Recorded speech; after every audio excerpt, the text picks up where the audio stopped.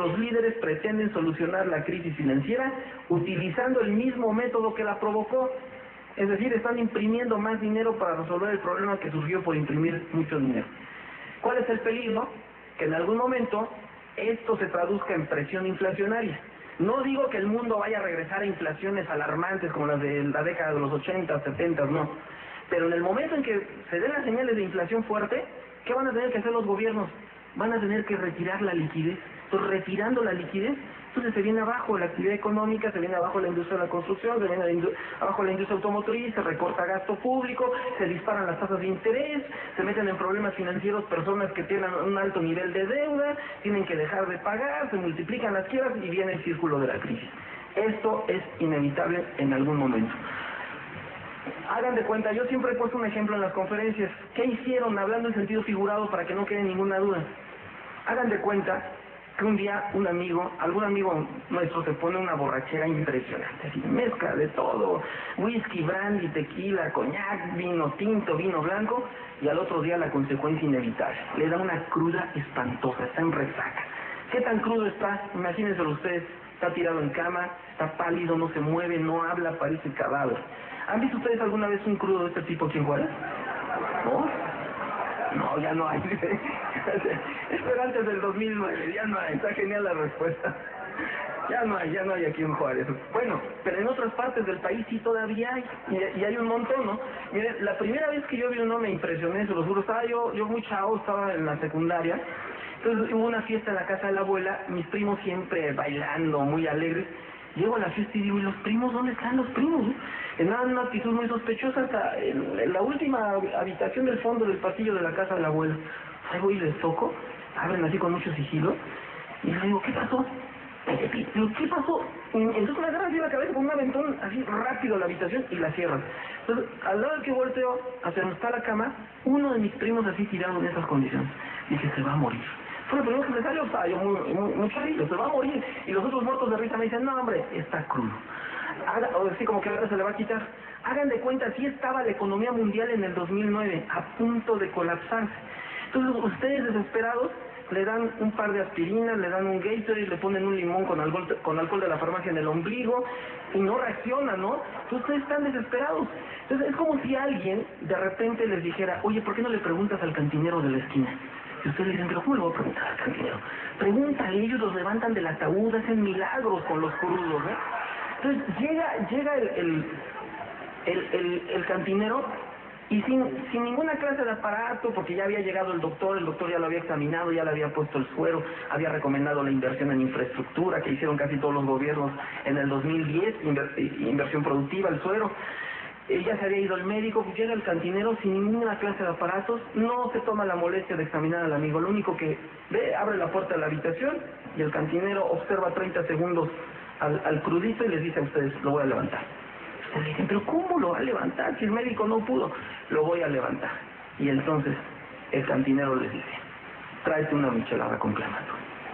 Pero ¿cómo? Es perverso, ¿cómo le voy a dar alcohol si eso es lo que lo tuvo en euforia, lo tiene al borde de la muerte? Y eso fue lo que pasó después de los ataques terroristas a las Torres Gemelas, cuando cayó la economía de Estados Unidos y la economía mexicana se desplomó, vino una etapa de fuerte liquidez, un gasto público muy fuerte, boom del crédito, se formó la burbuja hipotecaria, mucha inversión, la Reserva Federal también soltó mucha liquidez, mucho alcohol, entonces vino la tasa de crecimiento mundial, mejoró del 2002 al 2006, Estados Unidos en auge, México también en un muy buen repunte, pero vino la cruda del 2009, la resaca, Estados Unidos se cae menos 2.5 y México se cae más de 6%. Entonces en ese momento estamos cuando de repente el cantinero dice, tráete la michelada con clamato. Entonces, pero eso fue lo que provocó la euforia anterior, lo tiene al borde de la muerte, es una recomendación perversa. Y ustedes al principio se resisten y agarran pose de político mexicano en campaña, le empiezan a decir al cantinero, no estamos dispuestos a cometer los mismos errores del pasado. Pertenecemos a una nueva generación de políticos. Y el cantinero dice, ay, por favor, que te compres y no te conozca, ¿lo quieres levantar o no? Entonces ustedes se traen la michelada con clamato, incorporan al crudo con cierta dificultad, pero ya la empieza a aceptar. Y entonces, ¿qué sucede? ¿Nunca han visto de veras qué pasa cuando a alguien que se está muriendo una cruda le dan una michelada con clamato? ¿No? ¿Nunca han visto? Y qué bien portado, ¿no? Aquí en Juárez, ¿eh? Hace ratito vi acá, digo, qué bueno que están en esa campaña y se habla bien de Juárez, ya sé qué voy a decir. Allá no hay crudos, güey. Allá no se portan mal.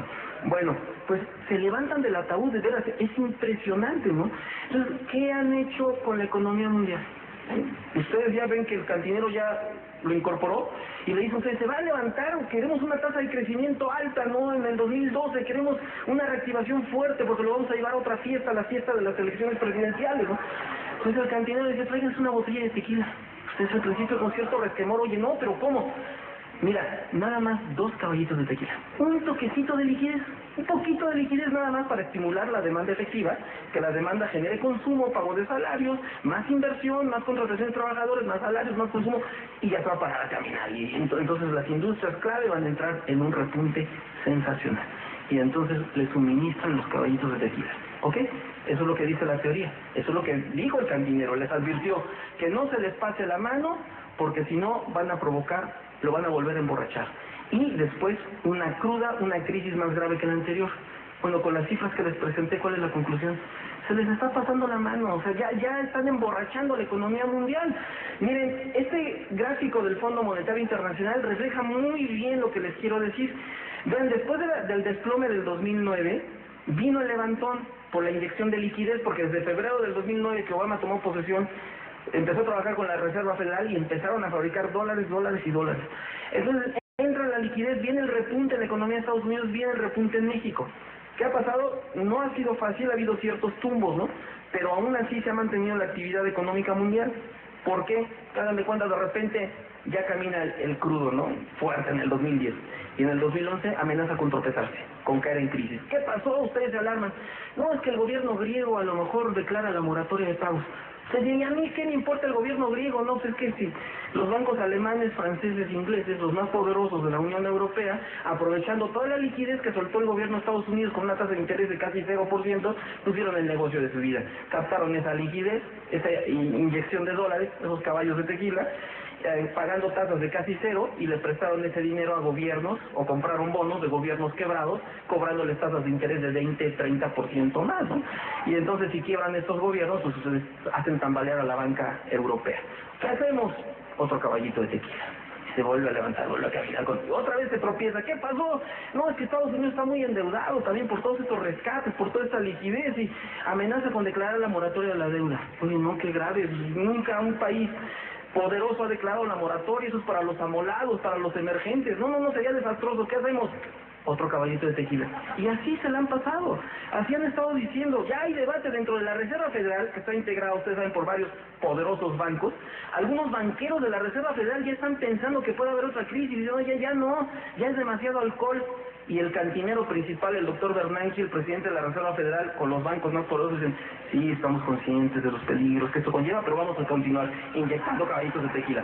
Y sí, están siguiendo con el estímulo. Entonces vean ustedes cómo se está tambaleando, se ha ido tambaleando un poco la economía mundial, pero se ha mantenido la actividad económica. Entonces en México, con esa liquidez que hizo bajar, permite bajar las tasas de interés aquí, hoy Banco de México, y permite el boom del crédito más las reformas estructurales, pues la situación va a estar muy bien. Ahora, ¿cuál es el gran peligro? Lo tienen que esto va a terminar mal. No hay fecha precisa, pero sí, porque nadie tiene bola de cristal, pero esto va a terminar mal. Ahora, ¿lo tienen contemplado nuestros líderes políticos? Ellos dicen que sí. Textualmente en el Pacto por México, vean lo que nos dicen. La situación económica en varias regiones del mundo se deterioran con gran rapidez. Cierto, hay nubarrones en el horizonte, dicen. El país debe seguir tomando medidas preventivas para hacer frente a las posibles contingencias que se le presenten. Pero en la práctica, el doble discurso, en la práctica no tienen contemplado una crisis en Estados Unidos. Claro que no. Miren, aquí está copia fiel, ya subrayada por mí, de los criterios de política económica de la Secretaría de Hacienda. Y vean, esperan una tasa de crecimiento de 2013 a 2018 de 4% para México en promedio. Ojo, esto porque tras bambalinas, como les comentaba, con la reforma la esperan más alta, de 5 o 6%. Una inflación también muy controlada. ¿Y qué esperan para Estados Unidos? Para Estados Unidos vean la proyección, una tasa de crecimiento de alrededor de 3% en la última parte del sexenio, ¿no? Que esperan que Estados Unidos esté en auge. O sea, no están contemplando el escenario de crisis. Pero yo creo que sí se va a dar. y en algún momento esperan también que el precio del petróleo esté en niveles elevados, hay excedentes, porque ustedes saben, Estados Unidos es el principal comprador de petróleo a nivel mundial, y cuando está en auge, más consumo, y la mezcla mexicana pues, se mantiene en buen precio. Ahora bien, podríamos evitar, porque esto también algunos ya lo están manejando, dice, es que con la aprobación de las reformas estructurales México la va a librar. ¿De veras México se convertirá en la primera economía capitalista en la historia en romper los ciclos económicos? Claro que no. Aún suponiendo un muy buen manejo interno, que no dudo que se dé con la aprobación de las reformas, estamos muy ligados a Estados Unidos. Entonces, una caída de Estados Unidos en los próximos años, claro que nos va a pegar. Podemos amortiguar el golpe con las reformas, eso sí es posible, pero librarnos de la crisis de ninguna manera. Vean, pruebas. Aquí en este gráfico estamos haciendo una comparación muy sencilla. Es evidencia empírica, lógica elemental. ¿Qué pasa si ligamos la tasa de crecimiento de México con la de Estados Unidos del 71 al 2013? Tasa de crecimiento esperada para el próximo año. Vean ustedes, o sea, sigue siendo cierto, por desgracia, aquello que decían nuestros abuelos de que si a Estados Unidos le da gripe, a México le da pulmonía, ¿no? Por eso hace como un año y medio, cuando un funcionario de gobierno andaba buscando la candidatura presidencial por su partido, se atrevió a declarar: la economía mexicana está blindada, así dijo. Esa noche yo salí en el noticiero a decir: este señor me convenció. Sí, estoy convencido. Este señor ha de ser trilingüe, porque habla inglés, español y tarugadas. ¿Cómo se puede decir que la economía mexicana está blindada? Por favor, claro que no. Es una barbaridad eso, no resiste el análisis más elemental, ¿no? Entonces, esa crisis va a estallar en algún momento. Ahora, ¿cuáles son mis conclusiones? Antes de pasar a la acostumbrada sesión de preguntas evasivas, que luego son interesantes, pues vamos aquí a plantear mis conclusiones. Primero, con las reformas estructurales, laboral, educativa, energética y fiscal, se están sentando bases para crecimientos elevados en el futuro. O sea, estas reformas valen la pena. Son muy polémicas, pero valen la pena. Segunda conclusión. Probablemente concluya la guerra contra el crimen organizado. ¿Sí?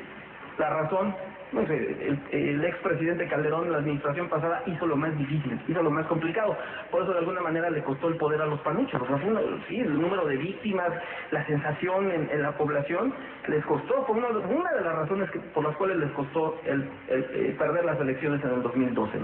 Entonces es muy probable para mí que termine la guerra contra el crimen organizado en algún momento de este sexenio. Va a llegar la paz a Juárez y va a llegar la paz a otras partes. Así como en algún momento sucedió en Tijuana, véanlo. En Tijuana también por ahí del 2008, y me consta porque yo he ido con cierta frecuencia a esta ciudad, también el ánimo estaba por los suelos. Y mucha gente, empresarios también me decían: Tijuana va a desaparecer económicamente. Así, lo que les comentaba, la exageración, la ley del péndulo. Y muchos de ellos trasladaron a su familia a San Diego y cruzaban todos los días para mantener a salvo a su familia, fuera de riesgos, ¿no? Entonces, ya ahora Tijuana, ¿qué es Tijuana? Tijuana está recibiendo un flujo de inversión muy importante, ya hay proyectos muy interesantes allá, y ustedes pueden caminar con toda tranquilidad a las 2, 3 de la madrugada. O sea, un entorno totalmente diferente al que se vivió hace unos años. Y eso creo que también va a pasar con Juárez. O sea, creo que va a llegar la tranquilidad, va a llegar la paz, y con la ubicación geográfica de privilegio, la industria maquiladora de exportación, Juárez va a tener también un crecimiento muy importante. Ahora, ¿cuál es el escenario que veo? Si mayor crecimiento económico y concluye la guerra contra el crimen organizado, la popularidad de Peña Nieto va a subir. Y miren, esto lo vengo diciendo desde hace 2 meses.